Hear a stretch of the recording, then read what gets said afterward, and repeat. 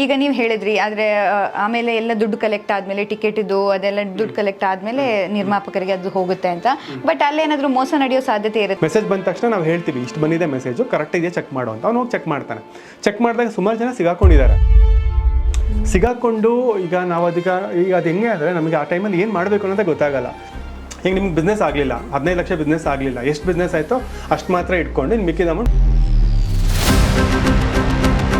So ಅಂಥ ಟೈಮಲ್ಲಿ ಈಗ ಥಿಯೇಟ್ರಿಗೆ ಮೋಸ ಆಗಿದೆ. ಎಷ್ಟೋ ಜನ ಪ್ರೊಡ್ಯೂಸರ್ಸು ನಾನು ಅದೇ ಅನ್ಕೊಂಡೆ ಕೊಡ್ತಾರೆ ಇವರು ಆಮೇಲೆ ಅಂತ. ತುಂಬ ಕಷ್ಟ. ಈಗ ಡೈರೆಕ್ಟ್ರಿಗೆ ಒಂದು ಈಸಿ ಏನಪ್ಪ ಅಂದರೆ ಡಿಸ್ಟ್ರಿಬ್ಯೂಟ್ ಸರಿಯಾಗಿ ಮಾಡಲಿಲ್ಲ ಆದರೂ ಸೊ ಅದು ನನಗೆ ಕೇಳಬೇಡ ಅಂತ ಈಸಿ. ಅದು ಅಂದರೆ ಸುಮಾರು ಜನ ಅಮ್ಯಾಚೂರ್ ಫಿಲ್ಮ್ ಮೇಕರ್ಸ್ ಇದನ್ನು ಮಾಡ್ತಾರೆ. ಅದನ್ನು ಮಾಡಬೇಡಿ ಅಂತ ನಾನು ಹೇಳ್ತೀನಿ.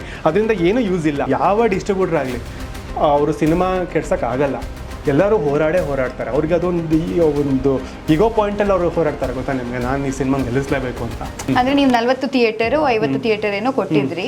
ಅದಾದ್ಮೇಲೆ ಅದು ಕೊಟ್ಟಿದ್ರಿ ತಾನೇ, ಕೊಟ್ಟಾದ್ಮೇಲೆ ಏನ್ ಹಂಗಂದ್ರೆ ಪ್ರಾಬ್ಲಮ್ ಅನ್ನೋದು ನನ್ಗೊಂದು ಪ್ರಶ್ನೆ ಆಯ್ತು. ಈಗ ಅವರಿಗೆ ಒಂದು ಹೆಂಗೆ ಓವರ್ ಎಕ್ಸ್ಪೆಕ್ಟೇಷನ್. ಈಗ ನಮ್ಮ ಸಿನಿಮಾ ಹೆಂಗೆ ಅಂದರೆ ನನಗೆ ಬಾಹುಬಲಿನೇ ಗುರು, ನಾನು ಬಾಹುಬಲಿನೇ ಗುರು. ಅವ್ನು ಹೆಂಗೆ ಅಂದ್ರೆ ತುಂಬಾ ಪ್ರಾಕ್ಟಿಕಲ್ ಆಗಿ ನೋಡ್ತಾನೆ, ಯಾಕಂದ್ರೆ ನಮಗಿಂತ ಬುದ್ಧಿವಂತ ಇರ್ತಾನೆ ಸಿನಿಮಾ ನೋಡೋಣ. ಸೊ ಇಲ್ಲೇನಾಯ್ತು, ಓವರ್ ಎಕ್ಸ್ಪೆಕ್ಟೇಷನ್ ಆದಾಗ ನಂಗೆ 150 ಸ್ಕ್ರೀನ್ ಬೇಕು, ಆ ರೇಂಜಿಗಿತ್ತು ಎಕ್ಸ್ಪೆಕ್ಟೇಷನ್. ಆದ್ರೂ ನಾವು ನೀಟ್ ಮಾಡೋಕ್ಕಾಗಲಿಲ್ಲ ಅದನ್ನ, ಯಾಕಂದ್ರೆ ಅಷ್ಟು ಈಸಿ ಅಲ್ಲ.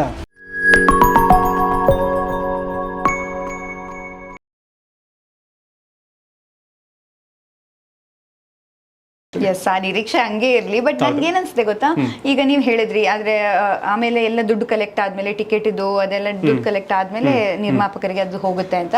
ಬಟ್ ಅಲ್ಲೇನಾದ್ರೂ ಮೋಸ ನಡೆಯೋ ಸಾಧ್ಯತೆ ಇರುತ್ತೆ. ಯಾಕಂದ್ರೆ ಇಷ್ಟು ಸೀಟ್ ಫುಲ್ ಆಗಿದೆ, 100 ಜನ ಬಂದಿದ್ರು ಕೂಡ 90 ಜನ ಮಾತ್ರ ಬಂದಿದ್ದಾರೆ, 10 ಜನ ದುಡ್ಡು ನಾನು ಇಟ್ಕೊಳ್ತೀನಿ, ಈ ತರದೆಲ್ಲ ಆಗಲ್ವಾ? ಇಲ್ಲಿ ಮಿಸ್ ಆಗೋದು ಇದ್ದೇ ಇದೆ. ಈಗ ಫಾರ್ ಎಕ್ಸಾಂಪಲ್, ಈಗ ನಾವು ಯಾವುದೋ ಒಂದು ದೊಡ್ಡ ಸಿನಿಮಾ ವರ್ಕ್ ಮಾಡ್ತಾ ಇದ್ದೆ ನಾನು ಒಂದು 2 years ಬ್ಯಾಕು. ಸೊ ಕಲೆಕ್ಷನ್ ನಮಗೆ ಬಂದಾಗ ಚೆಕಿಂಗ್ ಅಂತ ಮಾಡಿಸ್ತೀವಿ. ಈಗ ನಾವೇನು RPಗಳನ್ನು ಬಿಟ್ಟಿರ್ತೀವಿ, ಅವ್ರು ನಮಗೆ ಮೆಸೇಜ್ ಕಳಿಸ್ತಾರೆ ಸಿಂಗಲ್ ಥಿಯೇಟ್ರಲ್ಲಿ ಎಷ್ಟು ಕಲೆಕ್ಷನ್ ಆಯಿತು, ಎಷ್ಟು ಟಿಕೆಟ್ ಹೋಯ್ತು, ಏನಾಯ್ತು ಇವತ್ತು ಕಲೆಕ್ಷನ್ ಅಂತ. ಸೊ ಅದನ್ನು ನಾವು ಕ್ರಾಸ್ ಚೆಕ್ ಮಾಡೋ ಒಂದು ಸಿಸ್ಟಮ್ನ ನಾವು ಇಟ್ಕೊಂಡಿರ್ತೀವಿ. ಹೆಂಗಂದ್ರೆ ರ್ಯಾಂಡಮ್ ಆಗಿ ಒಂದಷ್ಟು ಜನನ ಕಳಿಸ್ತಾ ಇರ್ತೀವಿ ಒಂದು ಸೆಂಟರ್ಸ್ಗೆ. ಈಗ ಚಿತ್ರದುರ್ಗ ಅಲ್ಲಿ ಯಾವುದೋ ಒಂದು ಚಳ್ಳಕೆರೆ ಅಂತ ಯಾವುದೋ ಒಂದು ತಾಲೂಕಿದೆ ಅಂತ ತಿಳ್ಕೊಳ್ಳಿ. ಚಳ್ಳಕೆರೆಯಲ್ಲಿ ಏನಾಗ್ತಿದೆ ಅನ್ನೋದನ್ನ ನಾನು ಒಬ್ಬರನ್ನ ಅಲ್ಲಿ ಕಳಿಸ್ತೀನಿ. ಲಿಟ್ರಲಿ ಬೆಂಗಳೂರಿಂದ ಯಾರೋ ಒಬ್ರು ಹೋಗ್ತಾರೆ, ಹಿಂದಿನ ದಿನನೇ ಹೊರಡ್ತಾರೆ, ಹೋಗಿ ಅಲ್ಲಿ ವೇಟ್ ಮಾಡ್ತಾರೆ. ಒಂದು ಸ್ಕ್ವಾಡ್ ಥರ, ಚೆಕಿಂಗ್ ಸ್ಕ್ವಾಡ್ ಥರ ವರ್ಕ್ ಆಗುತ್ತೆ. ಅವ್ರ ಮೆಸೇಜ್ ಬರೋ ತನಕ ಕಾಯ್ತಾರೆ. ಮೆಸೇಜ್ ಬಂದ ತಕ್ಷಣ ನಾವು ಹೇಳ್ತೀವಿ ಇಷ್ಟು ಬಂದಿದೆ ಮೆಸೇಜು ಕರೆಕ್ಟ್ ಇದೆಯಾ ಚೆಕ್ ಮಾಡು ಅಂತ. ಅವ್ನು ಹೋಗಿ ಚೆಕ್ ಮಾಡ್ತಾನೆ. ಚೆಕ್ ಮಾಡಿದಾಗ ಸುಮಾರು ಜನ ಸಿಗಾಕೊಂಡು ಈಗ ನಾವು ಈಗ ಅದು ಹೆಂಗೆ ಅಂದರೆ ನಮಗೆ ಆ ಟೈಮಲ್ಲಿ ಏನು ಮಾಡಬೇಕು ಅನ್ನೋದೇ ಗೊತ್ತಾಗಲ್ಲ. ಈಗ ಒಂದು ವಾರ ಆದಮೇಲೆ ಸಿಗಾಕೊಂಡ್ರೆ ಒಂದು ವಾರದಿಂದನೂ ಅಷ್ಟೇ ಮಾಡಿದ್ದಾರೆ ಅಂತ, ಅಷ್ಟು ದುಡ್ಡು ನಮಗೆ ಪೋಲಾಗಿದೆ ಅಂತ ಅರ್ಥ ಆಗುತ್ತೆ. ಅಷ್ಟನ್ನು ಫೈನ್ ಹಾಕಬೇಕು ಅನ್ನೋದಿರೋದು. ಈಗ ಯಾವುದೋ ಒಂದು ಥಿಯೇಟ್ರಲ್ಲಿ ಸಿಗಾಕೊಂಡಾಗ ಅವ್ನು ಹೇಳ್ದ, ಸ್ವಾಮಿ ಸಿಂಗಲ್ ಥಿಯೇಟ್ರಿಗೆ ಸಿನಿಮಾಗಳು ಬರ್ತಾ ಇಲ್ಲ, ಬಿಸ್ನೆಸ್ ಆಗ್ತಾ ಇಲ್ಲ, ಬಾಡಿಗೆಗಳು ಬರ್ತಾ ಇಲ್ಲ. ಈಗ ನಾನು RP, ಅವನು ಮ್ಯಾನೇಜರು, ಈಗ ನಮಗೆ ಸಂಬಳಗಳೇ ಬರ್ತಾ ಇಲ್ಲ, ಏನೋ 7-8 ಟಿಕೆಟ್ ನಾವು ತಿನ್ಕೊತೀವಿ, ಈಗ ನಾವು ಸಿನಿಮಾ ಮೇಲೆ ಡಿಪೆಂಡ್ ಆಗಿರೋ ತಪ್ಪ ಅಂತ ಅಂದ. ನಮಗೆ ಅದಕ್ಕೆ ಆನ್ಸರ್ ಏನು ಕೊಡಬೇಕು ಅಂತ ಗೊತ್ತಾಗಲಿಲ್ಲ. ಹೌದಲ್ವಾ ಪಾಪ, ಇವ್ರ ಜೀವನಗಳೆಲ್ಲ ಹಿಂಗಿದಾವಲ್ವಾ, ಏನು ಮಾಡೋದು ಅಂದರೆ ದಿಗ್ಭ್ರಮೆ ಆಗ್ಬಿಟ್ವಿ ನಾವು. ಮತ್ತು ಅದು ಇನ್ನೊಂದು ಡಾರ್ಕ್ ಸೈಡ್, ಅದೆಲ್ಲ ನೋಡಿದಾಗ ಬೇಜಾರಾಗುತ್ತೆ, ಏನಪ್ಪ ಇದು ಹಿಂಗಾಗೋಯ್ತು ಅಂತ. ಮತ್ತು ಈ ಒಂದು ಹಂತದಲ್ಲಿ ಸಿಂಗಲ್ ಥಿಯೇಟ್ರು ವಿಷಯಕ್ಕೆ ಬಂದಾಗ ಈಗ ಅಲ್ಲಿ ಮಲ್ಟಿ ಓನರ್ಶಿಪ್ ಇದೆ. ಈಗ ಬಿಲ್ಡಿಂಗ್ ಓನರ್ ಒಬ್ರು ಇರ್ತಾರೆ, ಲೀಸಿ ಒಬ್ರು ಇರ್ತಾರೆ. ಬಟ್ ನಮ್ಮ ಸಿನಿಮಾ ತೊಗೊಂಡೋಗಿ ಹಾಕೋದು ಇನ್ನೊಬ್ಬ ಇರ್ತಾನೆ, ಥರ್ಡ್ ಪಾರ್ಟಿ. ಈಗ ಗೊತ್ತಿರಲ್ಲ ನಮಗೆ, ಬಂದು ತೊಗೊಂಡು ಹೋಗ್ತಾರೆ. ಆಮೇಲೆ ಸ್ವಲ್ಪ ದಿನ ಆದ್ಮೇಲೆ ಸ್ವಿಚ್ ಆಫ್ ಮಾಡ್ಕೊಂಡ್ಬಿಡ್ತಾರೆ. ಸಿನಿಮಾ ಚೆನ್ನಾಗೋಯ್ತು ಅಂತ ಇಟ್ಕೊಳ್ಳಿ, ಒಂದು 7-8 ಲಕ್ಷ ಆಯಿತು, ಬಾಡಿಗೆ ಒಂದು 70-80 ಸಾವಿರ ಇದೆ, ಒಂದು ವೀಕ್ಗೆ ಕಲೆಕ್ಷನ್ ಆಯಿತು. ಈಗ ಒಂದು ಸ್ವಿಚ್ ಆಫ್ ಮಾಡ್ಕೊಂಡು ಅಂದ್ರೆ ಅವ್ನು ಎಲ್ಲಿ ಹುಡುಕ್ತೀರಾ ನೀವು, ಯಾರಿಗೆ ಕೇಳ್ತೀರಾ? ಈ ಥರದ್ದು ಆಗಿದ್ದಾವೆ ಸುಮ್ಮನೆ ಕೋಟಿ. ಈಗ ಯಾವುದೇ ದೊಡ್ಡ ಡಿಸ್ಟ್ರಿಬ್ಯೂಟರ್ ಕೇಳಿ, ಸ್ಟಿಲ್ ನನಗೆ 1 ಕೋಟಿ ಬರಬೇಕು, 2 ಕೋಟಿ ಬರಬೇಕು ಥಿಯೇಟ್ರ್ ಅವರಿಂದ, ಇನ್ನೂ ಕೊಟ್ಟಿಲ್ಲ. ಈ ಪ್ರೊಸೆಸ್ಸಲ್ಲೇ ಇರ್ತಾರೆ. ಅದೇನು ಮಾಡೋಕ್ಕಾಗಲ್ಲ. ಈಗ ನೋಡಿ, ಎಲ್ಲರನ್ನೂ ನಾವು ದೂರಕ್ಕಾಗಲ್ಲ. ಒಂದಷ್ಟು ಜನ ಇದ್ದೇ ಇರ್ತಾರೆ. ಈಗ ನಿಮ್ಗೆ ಎಲ್ಲಿ ದುಡ್ಡಿದೆ, ಎಲ್ಲಿ ಹೆಸರಿದೆ, ಅಲ್ಲಿ ಒಂದು ಮಾಫಿಯಾ ಇದ್ದೇ ಇರುತ್ತೆ. ಹೌದು. ನೀವು ಎಷ್ಟು ಸಮರ್ಥವಾಗಿ ಎದುರಿಸ್ತೀರೋ ನೀವು ಅಷ್ಟು ಸಕ್ಸಸ್ಫುಲ್ ಆಗ್ತೀರಾ. ನೀವು ಎಷ್ಟು ಅದನ್ನು ನೀವು ಹೆದರ್ಕೊಳ್ತಾ ಹೋಗ್ತೀರೋ ಅಷ್ಟು ನೀವು ಡಿಮೋಟಿವೇಟ್ ಆಗ್ತಾ ಹೋಗ್ತೀರಾ. ನೀವು ಸಿನಿಮಾದಿಂದ ದೂರ ಹೋಗ್ತೀರಾ ಅಷ್ಟೇ. ಒಂದು ಕಾಲಕ್ಕೆ ಅಥವಾ ಲಾಸ್ ಆಗುತ್ತೆ, ಫೇಲ್ ಆಗ್ತಾರೆ. ಬಟ್ ಅದಕ್ಕೆ ಕಾನೂನು ಏನಾದರೂ ಇದೆಯಾ? ಅಂದರೆ ಈ ಥರ ಕಾನೂನು ಪ್ರಕಾರವಾಗಿ ಹೋದರೆ ನೀವು ಎಲ್ಲದನ್ನೂ ಕ್ವಶನ್ ಮಾಡ್ಬೋದು. ಮತ್ತು ನೀವು ಯಾವುದೇ ಥಿಯೇಟ್ರಿಗೆ ನೀವು ಸಿನಿಮಾ ಹಾಕ್ತೀರಾ ಅಂದರೆ ಒಂದು ಅಗ್ರಿಮೆಂಟ್ ಆಗಿರುತ್ತೆ. ಈಗ ನಾವೆಲ್ಲ ಆಧಾರ್ ಕಾರ್ಡ್ ಇಸ್ಕೊಂಡೇ ಮಾಡಿಸಿದ್ದೀವಿ. ಈಗ ಅದ್ರಲ್ಲಿ ಸುಮಾರು ಥರ ಇದೆ. ನಿಮ್ಗೆ NRA ಅಂತ ಇದೆ, ಅಡ್ವಾನ್ಸ್ ಅಂತಿದೆ, ಆಯ್ತಾ. ಆಮೇಲೆ ನಿಮ್ಗೆ ಬಾಡಿಗೆ ಹಾಕೋದಿದೆ, ಪರ್ಸೆಂಟೇಜ್ MG ಅಂತ ಇದೆ. ಈಗ MG ಅಂತಂದ್ರೆ ಮಿನಿಮಮ್ ಗ್ಯಾರಂಟಿ. ಈಗ ನಿಮ್ಗೆ 2 ಲಕ್ಷಕ್ಕೆ MG ಅಂತ ಹೇಳ್ತಾರೆ. 2 ಲಕ್ಷ ಮಿನಿಮಮ್ ಗ್ಯಾರಂಟಿ ಅಂದ್ರೆ ಪ್ರೊಡ್ಯೂಸರ್ಗೆ ನಾನು 2 ಲಕ್ಷ ಕೊಟ್ಟು ಸಿನಿಮಾ ತಗೊಂಡೆ, 2 ಲಕ್ಷ ಆಗೇ ಆಗುತ್ತೆ ಅನ್ನೋ ಥರ. ಅದ್ರ ಮೇಲೆ ಏನು ಬರುತ್ತೆ, ಅದನ್ನ ಪರ್ಸೆಂಟೇಜ್, ಇಷ್ಟು ಪರ್ಸೆಂಟೇಜ್ ನಿಮಗೆ, ಇಷ್ಟು ಪರ್ಸೆಂಟೇಜ್ ನನಗೆ. ಹೌದು, ಐದರ ಅವ್ನು ಮುಂಚೆನೇ ಕೊಡ್ತಾನೆ. ಇಲ್ಲ ಒಂದು ಸ್ವಲ್ಪ ಬ್ಯಾಲೆನ್ಸ್ ಇಟ್ಬಿಟ್ಟು ಆಮೇಲೆ ಮಿನಿಮಮ್ ಇಷ್ಟು ಕೊಟ್ಟೆ ಕೊಡ್ತೀನಿ ಗುರು, ಲಾಸ್ ಆಗಲಿ ಲಾಭ ಆಗಲಿ ಅದ್ರಲ್ಲಿ ಬೇರೆ. ಮತ್ತು NRI ಅಂತಂದರೆ NRI ಅಂದರೆ ನಾನ್ ರಿಟರ್ನಬಲ್ ಅಡ್ವಾನ್ಸ್ ಥರ. ಹೆಂಗೆ ಅಂದರೆ ಈಗ ನಾನು ಈಗ ಒಂದು ಊರಿಗೆ ಒಂದು ಸಿನಿಮಾ ಹಾಕ್ಬೇಕು ನಾನು, ಅಥವಾ ಒಂದು ಏರಿಯಾ ಗ್ರೂಪ್ ಆಫ್ ಥಿಯೇಟರ್ಸ್ಗೆ ನಾನು ಸಿನಿಮಾ ಹಾಕ್ತೀನಿ. ಈಗ ಫಾರ್ ಎಕ್ಸಾಂಪಲ್ ಮುಂಬೈ ಕರ್ನಾಟಕ ಅಥವಾ ಬಾಂಬೆ ಕರ್ನಾಟಕ ಅಂತೀವಿ. ಬಾಂಬೆ ಕರ್ನಾಟಕದಲ್ಲಿ ಒಂದು 20 ಥಿಯೇಟ್ರು ನಾನು ಕನ್ಫರ್ಮ್ ಮಾಡಿದ್ದೀನಿ ಅದೊಂದು ಸ್ಟಾರ್ ಸಿನಿಮಾಗೆ. ಅದು 20 ಥಿಯೇಟ್ರಿಗೆ ಹತ್ರ ಒಂದು 18 ಲಕ್ಷನೋ 20 ಲಕ್ಷನೋ ಕೇಳಿದ್ದಾರೆ ಅಂತ ಇಟ್ಕೊಳ್ಳಿ. NRI ಮಾಡ್ಬೋಣ ಅಂತ ಹೇಳ್ತಾರೆ. NRI ಅಂತಾರೆ 20 ಲಕ್ಷ ಅದು ಪ್ರೊಡ್ಯೂಸರ್ಗೇನೆ, ಕಲೆಕ್ಷನ್ ಆಗಲಿ ಬಿಡಲಿ ಅದು ಅವ್ರಿಗೇನೆ. ಅದ್ರ ಮೇಲೆ ಏನು ಕಲೆಕ್ಷನ್ ಆಗುತ್ತೆ ಅದರಲ್ಲಿ ಒಂದು ಪರ್ಸೆಂಟೇಜ್ ನೀನು ತಗೋ ಅಂತ, ಯಾರಿಗೆ ಡಿಸ್ಟ್ರಿಬ್ಯೂಟರ್ ತೊಗೊಳ್ಳಿ ಅಂತ ಅಂದ್ಬಿಟ್ಟು 20% 10% ಇರುತ್ತೆ depending on the cinema and ಆ ಟೈಮಲ್ಲಿ ಏನು ಅಗ್ರಿಮೆಂಟ್ ಆಗುತ್ತೋ ಅದ್ರ ಮೇಲೆ. ಈಗ ಇನ್ ಕೇಸ್ ಏನಾದರೂ 20 ಲಕ್ಷಕ್ಕೆ ತೊಗೊಂಡೋಗಿ ಕಲೆಕ್ಷನ್ 5 ಲಕ್ಷ 8 ಲಕ್ಷ ಆದರೆ ಅದು ಡಿಸ್ಟ್ರಿಬ್ಯೂಟರ್ ಲಾಸು, ಯಾಕಂದರೆ ಇವ್ರು ಸೇಫ್ ಸೈಡಲ್ಲಿ ಇರ್ತಾರೆ ಪ್ರೊಡ್ಯೂಸರು. ಇನ್ನೊಂದು ಅಡ್ವಾನ್ಸ್ ಹೆಂಗೆ ಅಂತಂದರೆ ಈಗ 20 ಲಕ್ಷ ಬಿಸ್ನೆಸ್ ಆಗುತ್ತೆ ಅಂತ ಗೊತ್ತಿರುತ್ತೆ. ಈಗ ಅವ್ರೇನು ಹೇಳ್ತಾರೆ, ಒಂದು ಕೆಲಸ ಮಾಡ್ತೀನಿ, ಬಿಸ್ನೆಸ್ ಗೊತ್ತಾಗ್ತಿಲ್ಲ, ಯಾಕಂದ್ರೆ ಲಾಸ್ಟ್ ಈ ಹೀರೋ ಸಿನಿಮಾ ಕಡಿಮೆ ಆಗಿತ್ತು, ಬರೀ 8 ಲಕ್ಷ 9 ಲಕ್ಷ ಆಗಿತ್ತು, ನೀವು 20 ಲಕ್ಷ ಕೇಳ್ತು, ಒಂದು ಕೆಲಸ ಮಾಡಿ 15 ಲಕ್ಷ ನಾನು ನಿಮ್ಗೆ ಅಡ್ವಾನ್ಸ್ ಕೊಡ್ತೀನಿ. ಅಡ್ವಾನ್ಸ್ ಹೆಂಗೆ ಅಂದರೆ ರಿಟರ್ನ್ ಮಾಡ್ಬೋದು. ಈಗ ನಿಮ್ಗೆ ಬಿಸ್ನೆಸ್ ಆಗಲಿಲ್ಲ, 15 ಲಕ್ಷ ಬಿಸ್ನೆಸ್ ಆಗಲಿಲ್ಲ, ಎಷ್ಟು ಬಿಸ್ನೆಸ್ ಆಯಿತೋ ಅಷ್ಟು ಮಾತ್ರ ಇಟ್ಕೊಂಡು ಇನ್ನು ಮಿಕ್ಕಿದ ಅಮೌಂಟ್ ವಾಪಸ್ ಕೊಡಬೇಕು ಯಾರು ಪ್ರೊಡ್ಯೂಸರ್ ಇವ್ರಿಗೆ. ಸೊ ಅಂಥ ಟೈಮಲ್ಲಿ ಈಗ ಥಿಯೇಟ್ರಿಗೆ ಮೋಸ ಆಗಿದೆ. ಎಷ್ಟೋ ಜನ ಪ್ರೊಡ್ಯೂಸರ್ಸು ನಾನು ಅದೇ ಅನ್ಕೊಂಡೆ ಕೊಡ್ತಾರೆ ಇವರು ಆಮೇಲೆ ಅಂತ. ತುಂಬ ಕಷ್ಟ ಅದು ಇಂಡಸ್ಟ್ರಿಯಲ್ಲಿ. ಇದು ವ್ಯವಹಾರ ಅನ್ನೋದು ಇದೆಯಲ್ಲ, ಅದು ತುಂಬ ನೀವು ಅರ್ಧ ಕುಡಿದ್ರಷ್ಟೇ ನೀವು ಮಾಡೋಕ್ಕಾಗೋದು. ಮತ್ತೆ ನೀವು ದೊಡ್ಡ ಸಿನಿಮಾ ಮಾಡಿದ್ರಷ್ಟೇ ನೀವು ಡಿಸ್ಟ್ರಿಬ್ಯೂಟರ್ ಆಗಿ ನಿಲ್ಲೋದು. ಈಗ ನಮಗೆ ಆ ಒಂದು ಅವಕಾಶ ಸಿಕ್ಕಿರೋದ್ರಿಂದ, ಒಂದು 6-7 ಸಿನಿಮಾ ದೊಡ್ಡ ಸಿನಿಮಾದಲ್ಲಿ ವರ್ಕ್ ಮಾಡಿರೋದ್ರಿಂದ ನಾವು ಡಿಸ್ಟ್ರಿಬ್ಯೂಟರ್ ಆಗಿ ನಿಂತ್ಕೊಂಡಿದ್ದೀವಿ. ಇಲ್ಲಾಂದ್ರೆ ತುಂಬ ಕಷ್ಟ. ನಿಮಗೆ ಈ ಒಂದು ಈ ಟರ್ಮಿನಾಲಜೀಸ್ನ ಅರ್ಥ ಮಾಡ್ಕೊಂಡು, ಟೂ ಮೆನಿ ಟರ್ಮಿನಾಲಜೀಸ್, ನಿಮಗೆ too many people, too many process, too many vendors ತುಂಬ ಬರುತ್ತೆ ನಿಮಗೆ ಈ ಫಿಲ್ಮ್ ಬಿಸ್ನೆಸ್ ಅಥವಾ ಡಿಸ್ಟ್ರಿಬ್ಯೂಷನ್ ಅಂತ ಬಂದರೆ. ಸೊ ಅದನ್ನ ನೀವು ಅರ್ಸ್ಕೊಳೋದಕ್ಕೆ ಒಂದು ಡಿಕೇಡ್ನ ನೀವು ಅದು ಎತ್ತಿಡಲೇಬೇಕು, ಇಲ್ಲಾಂದ್ರೆ ನಿಮ್ಗೆ ಅದು ಅರ್ಥನೇ ಆಗಲ್ಲ, ತಳಬುಡನೂ ಅರ್ಥ ಆಗಲ್ಲ. ಸೊ ಹಿಂಗೆ ಹಾರ್ತಾ ಹೋಗ್ತಿರುತ್ತೆ. ಅದಕ್ಕೆ ಎಲ್ಲರೂ ಬಂದಾಗ ಸಿನಿಮಾ ರಿಲೀಸ್ ಅಂತ ಬಂದಾಗ ಎಲ್ಲರೂ ಪ್ಯಾನಿಕ್ ಆಗೋದು ಅದಕ್ಕೇನೆ, ಎಲ್ಲರೂ ಟೆನ್ಸ್ ಆಗೋದು ಅದಕ್ಕೇನೆ, ಎಲ್ಲರನ್ನೂ ಅನುಮಾನಿಸೋದು ಅದೇ ಕಾರಣಕ್ಕೆ. ಸೊ ಮತ್ತೆ ಎಲ್ಲರೂ ಜಾಸ್ತಿ ಹೊಗಳೋದು ಅದಕ್ಕೆ. ಹೌದು ಹೊಗಳಿಸ್ಕೊಳ್ಳೋದು ಕಷ್ಟ ಈ ಒಂದು ಫೀಲ್ಡ್ ಅಲ್ಲಿ. ಅಲ್ಲ, ತುಂಬಾ ಜನ ನೋಡಿ ನಮ್ಮ ಇವರು ಕಡಿಮೆ ಎಷ್ಟು ನಮ್ಗೆ ಏನು ಕೊರತೆ ಮಾಡಿಲ್ಲ, ಚೆನ್ನಾಗಿ ನೋಡ್ಕೊಂಡ್ರು, ಹಂಗೆ ಹಿಂಗೆ ಅದೆಲ್ಲ ತುಂಬಾ ಜಾಸ್ತಿ ಹೇಳೋದು ಅದಕ್ಕೆನಾ. ಈಗ ನಾವೆಲ್ಲ ಏನಕ್ಕೆ ಸಿನಿಮಾ ಈ ಒಂದು ಸೆಗ್ಮೆಂಟಿಗೆ ಬಂದ್ವಿ ಅಂದ್ರೆ, being as a writer, script writer ಆಗಿ ಬಂದಿದ್ದು ನಾವು ಇಂಡಸ್ಟ್ರಿಗೆ. ಸೊ ಡೈರೆಕ್ಷನ್ ಮಾಡಬೇಕು ಅನ್ನೋದಿತ್ತು. ಸೊ ಡೈರೆಕ್ಟರ್ ಅಂತಂದ್ರೆ ಒಂದು ಸಿನಿಮಾ ಅಂತಂದ್ರೆ ನೀವು ಸಮಗ್ರವಾಗಿ ತಿಳ್ಕೋಬೇಕು ಸಿನಿಮಾ ಏನು ಪ್ರೋಸೆಸ್ ಇದೆ, ಎಲ್ಲೆಲ್ಲಿ ಏನೇನಿದೆ ಅಂತ ಅಂದ್ಬಿಟ್ಟು. ಸೊ ನಾನಾ ಡಿಪಾರ್ಟ್ಮೆಂಟ್ಗಳಿದ್ದಾವೆ. ಸೊ ಎಲ್ಲಾನು ನಾವು ಎಕ್ಸ್ಪ್ಲೋರ್ ಮಾಡ್ತಾ ಹೋದಾಗ ನಾವು ಎಂಡಪ್ ಆಗಿದ್ದು ಇಲ್ಲಿಗೇನೆ. ಇದೇ ಲಾಸ್ಟ್ ಕೊನೆಗೆ ಬಂದು ನಿಂತ್ಕೊಳ್ಳೋದು ಇಲ್ಲಿಗೇನೆ ಫಿಲ್ಮ್. ಸೊ ಇಲ್ಲೇ ಮಾಸ್ಟರ್ಸ್ ಆಗ್ಬೇಕು ನಾವು ಅಂತ. ಸೊ ಹಂಗಾಗಿ ನಾವು ಇದನ್ನ ನೋಡಿ, ಮತ್ತೆ ಇಲ್ಲಿ ತುಂಬ ಲೂಪ್ ಹೋಲ್ಸ್ ಇತ್ತು. ಈಗ ಆಲ್ಮೋಸ್ಟ್ ತುಂಬ ಜನ, ಎಷ್ಟೋ ಜನಕ್ಕೆ ಎಜುಕೇಷನ್ ಇರಲ್ಲ.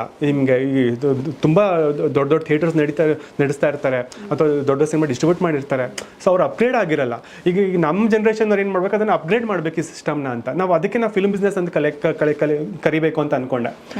ಸೊ ಹಂಗಾಗಿ ನಾನು ಆ ಒಂದು ಉದ್ದೇಶ ಇಟ್ಕೊಂಡು ನಾನು ಒಂದು ಕಂಪ್ನಿ ಫಾರ್ಮ್ ಮಾಡ್ತೀನಿ, ಬಾಗೂರ್ ಟಾಕೀಸ್ ಅಂತ. ಅದಿನ್ನೂ ಒಂದು 8-9 ತಿಂಗಳ ಆಗೋಷ್ಟರಲ್ಲಿ 20-22 ಸಿನಿಮಾ ಆಗೋಯ್ತು.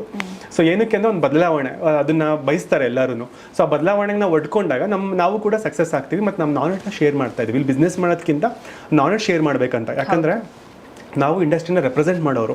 ನಾನು ಹೇಳ್ದಂಗೆ ನಮ್ಮ ಇಂಡಸ್ಟ್ರಿಗೆ ಒಂದು ಕ್ರೆಡಿಬಿಲಿಟಿ ಬೇಕು, ಒಂದು ಬ್ರ್ಯಾಂಡ್ ಈಕ್ವಿಟಿ ಬೇಕು. ಅದನ್ನು ತರ್ಸೋದಕ್ಕೆ ನಾವು ಶ್ರಮಿಸೋಣ ಅಂತ. ಸೊ ಒಂದಷ್ಟು ಜನನು ನಾನು ಗುಡ್ಡೆ ಹಾಕ್ಕೊಂಡು ಈಗ ನಾವು ಮಾಡ್ತಾ ಇದ್ದೀವಿ. ಅದನ್ನು ಎಲ್ಲ ಕಡೆ ನಾವು ಸ್ಪ್ರೆಡ್ ಮಾಡ್ತಾ ಇದ್ದೀವಿ ನಾಲೆಡ್ಜ್ನ. ಮತ್ತು ಈಗ ನಾವು ಹೆಂಗೆ ಅಂತಂದರೆ, ಈಗ ನಾವು ಕೂಡ ರಿಸ್ಕ್ ತೊಗೋಬೇಕು ಅಂತ ಡಿಸ್ಟ್ರಿಬ್ಯೂಟರ್ಗಳಾಗಿ. ಯಾಕಂದರೆ ಮೊದಲೆಲ್ಲ ರಿಸ್ಕ್ ತೊಗೊಂಡೇ ಮಾಡ್ತಾ ಇದ್ದೀವಿ. ರಿಸ್ಕಿ ಜಾಬ್ ಇತ್ತು. ಡಿಸ್ಟ್ರಿಬ್ಯೂಟರ್ ಅಂತ ಇನ್ವೆಸ್ಟ್ ಮಾಡಬೇಕು, ಬಿಸ್ನೆಸ್ ಮಾಡಬೇಕು, ಆ ಇನ್ವೆಸ್ಟ್ಮೆಂಟ್ನ ತೊಗೋಬೇಕು, ಹಿಂಗಿತ್ತು.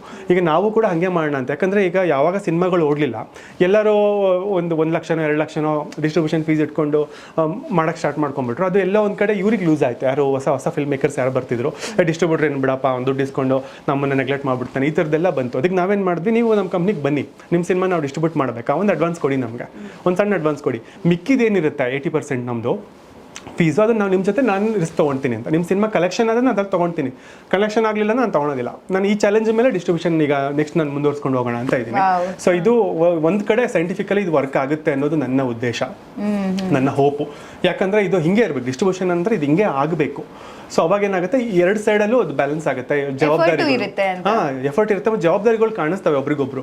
ಈಗ ಯಾರೋ ಒಬ್ರು ಬ್ಲೇಮ್ ಮಾಡ್ತಾರೆ ಅಂದರೆ ಈಸಿ. ಸುಮಾರು ಜನ ಹೊಸ ಫಿಲ್ಮ್ ಮೇಕರ್ಸ್ ಎತ್ತಾಕದೆ ಡಿಸ್ಟ್ರಿಬ್ಯೂಟರ್ ಮೇಲೆ. ಈಗ ನನಗೂ ತುಂಬಾ ಕೆಟ್ಟ ನಾನು ಎಕ್ಸ್ಪೀರಿಯನ್ಸ್ ಅದೇ ಹೇಳ್ದೆ, ನಾನು ಹೇಳೋದಿದ್ದೆ, ಯಾಕಂದ್ರೆ ನನ್ನ ಡಿಸ್ಟ್ರಿಬ್ಯೂಟರ್ ನನ್ನ ಸಿನಿಮಾನ ಕೊಂದ್ಬಿಟ್ರು ಅನ್ನುವಂತ ಡೈಲಾಗ್, ಅದ್ ಹೆಂಗ್ ಕೊಂದ್ಬಿಟ್ರಿ ಹೇಳಿ ಸರ್? ಅಲ್ಲಿ ಕೊಂದಿದ್ದು ನಮ್ಮ ಇಂಡಸ್ಟ್ರಿನ ಅದೊಂಥರ. ಈಗ ಆ ಥರದ ಇನ್ಸಿಡೆಂಟ್ ಆದಾಗ ಅದು ನನಗೂ ಮೈನಸ್ ಆಗಲ್ಲ, ಅದಾಗಿ ಹೇಳಿದವ್ರಿಗೂ ಮೈನಸ್ ಆಗಲ್ಲ, ಮೈನಸ್ ಆಗುತ್ತೆ ಇಂಡಸ್ಟ್ರಿಗೆ. ಅಂದರೆ ಯಾರು ಅದನ್ನ ಥರ್ಡ್ ಪರ್ಸನ್ ಆಗಿ ನೋಡ್ತಿರ್ತಾರೆ ಅವ್ರಿಗೆ ಅಸಹ್ಯ ಅನ್ಸುತ್ತೆ. ನೋಡಪ್ಪ ಇಂಡಸ್ಟ್ರಿ ಹೆಂಗೆ ಹೆಸರಾಡ್ಕೊಂಡು ಇದ್ದಾರೆ ಇವರು, ಇಂಥ ಇಂಡಸ್ಟ್ರಿ ನಮ್ಗೆ ಏನಕ್ಕೆ ಬೇಡ ಅಂತ ಅನ್ಕೊಂಡು ವಿಮುಖರಾಗಿ ಹೋಗುವಂಥ ಚಾನ್ಸಸ್ ಇರುತ್ತೆ. ಈಗ ಆಲ್ರೆಡಿ ಸುಮಾರು ಜನ ಸಿನಿಮಾ ನೋಡೋದು ಬಿಟ್ಟಿದ್ದಾರೆ, ಸಿನಿಮಾ ಥಿಯೇಟ್ರಿಗೆ ಬರೋದು ಬಿಟ್ಟಿದ್ದಾರೆ, ಅದು ಇನ್ನೂ ಜಾಸ್ತಿ ಆಗ್ತಾ ಹೋಗುತ್ತೆ. ಹಂಗೆ ಮಾಡಬಾರ್ದು. ಯಾಕೆ ಹಂಗೆ ಆಗುತ್ತೆ ಅಂದರೆ ಸೈಕಾಲಜಿ.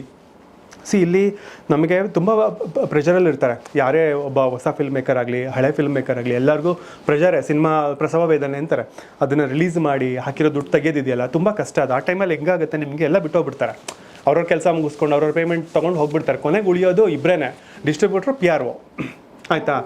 ಸೊ ತುಂಬ ಬ್ಲೇಮ್ ಗೇಮ್ಸ್ ಬರ್ತಿರೋದೇ ಡಿಸ್ಟ್ರಿಬ್ಯೂಟರ್ ಮೇಲೆ, PROಗಳ ಮೇಲೆ. ಇವರು ಸಿನಿಮಾ ಸರಿಯಾಗಿ ಪ್ರಮೋಟ್ ಮಾಡಲಿಲ್ಲ, ಡಿಜಿಟಲ್ PRO ಅಂತ ಇರ್ತಾರೆ.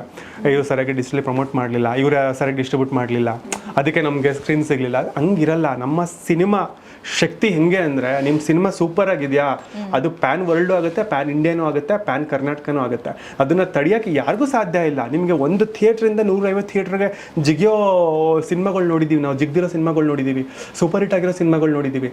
ಈಗ ಆ ಸೈಕಾಲಜಿ ಏನಕ್ಕೆ ಹಂಗೆ ಬರುತ್ತೆ ಅಂತಂದರೆ ಒಂದು ಎಸ್ಕೇಪಿಸಮು. ಈಗ ಪ್ರೊಡ್ಯೂಸರ್ ಡೆಫಿನೆಟ್ಲಿ ಒಬ್ಬ ಡೈರೆಕ್ಟರ್ ಕೇಳ್ತಾನೆ, ನಾನು ಹಾಕಿದ ದುಡ್ಡು ನಿನ್ನೆಚ್ಕೊಂಡು ನಾನು ಹಾಕ್ತೆ ಬರಲಿಲ್ಲ ಅಂತ. ಕೊನೆಗೆ ಈ 3 ಜನನೇ ಉಳಿಯೋದು, ಡಿಸ್ಟ್ರಿಬ್ಯೂಟರ್, ಪ್ರೊಡ್ಯೂಸರು ಮತ್ತು ಡೈರೆಕ್ಟರು. ಅವ್ರ ಮೇಲೆನೇ ಹಾಕ್ಬಿಡು. ಸೊ ಐದರ್ ಈಗ ಡೈರೆಕ್ಟ್ರು ಡೆಫಿನೆಟ್ಲಿ ಬ್ಲೇಮ್ ಗೇಮ್ಸ್ ತೊಗೊಳ್ಳೇಬೇಕು ಪ್ರೊಡ್ಯೂಸರಿಂದ. ಈಗ ಡೈರೆಕ್ಟ್ರಿಗೆ ಒಂದು ಈಸಿ ಏನಪ್ಪ ಅಂದರೆ ಡಿಸ್ಟ್ರಿಬ್ಯೂಟರ್ ಸರಿಯಾಗಿ ಮಾಡಲಿಲ್ಲ ಗುರು, ಸೊ ಅದು ನನಗೆ ಕೇಳಬೇಡ ಅಂತ ಈಸಿ. ಅದು ಅಂದರೆ ಸುಮಾರು ಜನ ಅಮೇಚೂರ್ ಫಿಲ್ಮ್ ಮೇಕರ್ಸ್ ಇದನ್ನು ಮಾಡ್ತಾರೆ. ಅದನ್ನು ಮಾಡಬೇಡಿ ಅಂತ ನಾನು ಹೇಳ್ತೀನಿ. ಅದರಿಂದ ಏನೂ ಯೂಸ್ ಇಲ್ಲ, ನಿಮ್ಗೆ ಏನೂ ಯೂಸ್ ಆಗಲ್ಲ. ಬಟ್ ನಿಮ್ಮನ್ನು ಜಡ್ಜ್ ಮಾಡ್ತಾರೆ ಜನ, ಇವನು ಅಮೇಚೂರ್ ಫಿಲ್ಮ್ ಮೇಕರ್ ಅಂತ. ಯಾಕಂದರೆ ಈಗ ಯಾವುದೇ ಸಿನಿಮಾ ಆಗಲಿ, ಒಂದು ಸಿನಿಮಾ ಹಿಟ್ಟಾಯಿತು ಅಂತಂದರೆ ಡಿಸ್ಟ್ರಿಬ್ಯೂಟ್ರಿಗೆ ಅದು ಪ್ಲಸ್ಸು. ಡಿಸ್ಟ್ರಿಬ್ಯೂಟರ್ ಯಾವತ್ತೂ ಸಿನಿಮಾನ ಫ್ಲಾಪ್ ಮಾಡಿಸಲ್ಲ. ಯಾಕಂದರೆ ಒಂದು ಸಿನಿಮಾ ನನ್ನ ಬ್ಯಾನರಲ್ಲಿ ಹಿಟ್ ಬಂತು ಅಂತಂದರೆ, ಒಂದು ಸಿನಿಮಾ ಬಿಸ್ನೆಸ್ ಆಯಿತು ಅಂತಂದರೆ, ನನಗೆ ಇನ್ನೂ 100 ಸಿನಿಮಾ ಬರುತ್ತೆ, ಇನ್ನೂ 100 ಸಿನಿಮಾ ಬಿಸ್ನೆಸ್ ನನಗೆ ಓಪನ್ ಆಗುತ್ತೆ, ಅವಕಾಶಗಳು. ಯಾವ ಡಿಸ್ಟ್ರಿಬ್ಯೂಟರ್ ಆಗಲಿ ಅವರು ಸಿನಿಮಾ ಕೆಡ್ಸೋಕ್ಕಾಗಲ್ಲ.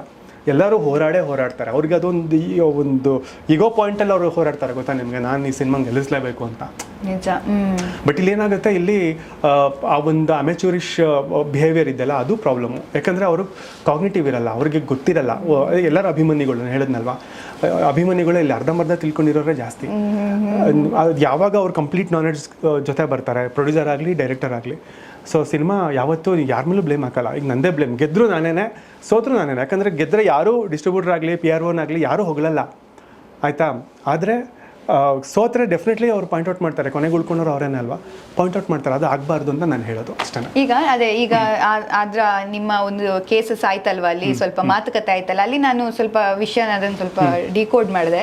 ಅಂದ್ರೆ ನೀವು 40 ಥಿಯೇಟರ್ 50 ಥಿಯೇಟರ್ ಏನೋ ಕೊಟ್ಟಿದ್ರಿ, ಅದಾದ್ಮೇಲೆ ಅದು ಕೊಟ್ಟಿದ್ರಿ ತಾನೇ, ಕೊಟ್ಟಾದ್ಮೇಲೆ ಏನ್ ಹಂಗಂದ್ರೆ ಪ್ರಾಬ್ಲಮ್ ಅನ್ನೋದು ನನ್ಗೊಂದು ಪ್ರಶ್ನೆ. ಅಂದ್ರೆ ಅಲ್ಲಿಂದ ಅಂದ್ರೆ ನೀವು ಅದನ್ನ ಅದು ಓಡಿಲ್ಲ, ಒಬ್ಬೊಬ್ಬ ಮಾತ್ರ ಬಂದಿದ್ದಾರೆ ಥಿಯೇಟರ್ಗೆ, ಯಾರು ಪ್ರೇಕ್ಷಕರು ಬಂದಿಲ್ಲ ಅಂತ ಹೇಳಿದ್ರೆ ನೆಕ್ಸ್ಟ್ ಡೇ ಅದು ಕಟ್ ಆಗುತ್ತೆ. ಅಥವಾ ನೆಕ್ಸ್ಟ್ ಡೇನೂ ಅವರಿಗೆ ಥಿಯೇಟರ್ ಬೇಕು ಅಂತ ಹೇಳಿದ್ರೆ ಅವ್ರು ಎಕ್ಸ್ಟ್ರಾ ಪೇ ಮಾಡಿ ಆ ಥರ ಹೇಳ್ಬೋದಲ್ಲ ಅವರು, ನಾನು ಎಕ್ಸ್ಟ್ರಾ ಪೇ ಮಾಡ್ತೀನಿ, ನೀವು ಆ 40 ಥಿಯೇಟರನ್ನು ಉಳಿಸ್ಕೊಳ್ಳಿ ಅಂತ.